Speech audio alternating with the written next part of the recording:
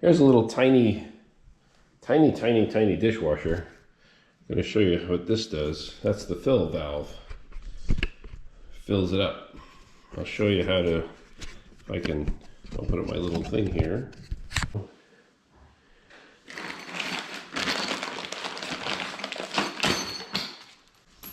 They call that a dishwasher L. Old school, old style.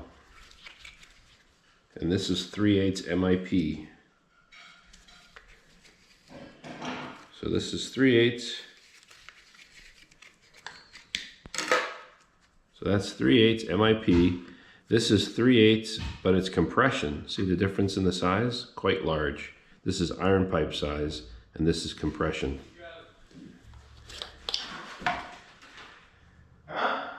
Your brother called you.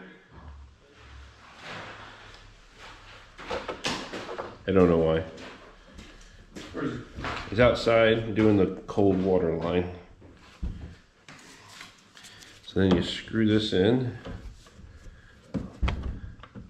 like so. This should go down through here. This guy, see? And this, all you gotta do is put a little pipe dope on there. That's all I ever did, because it's already got a little rubber O-ring in there. This is 3/8 compression.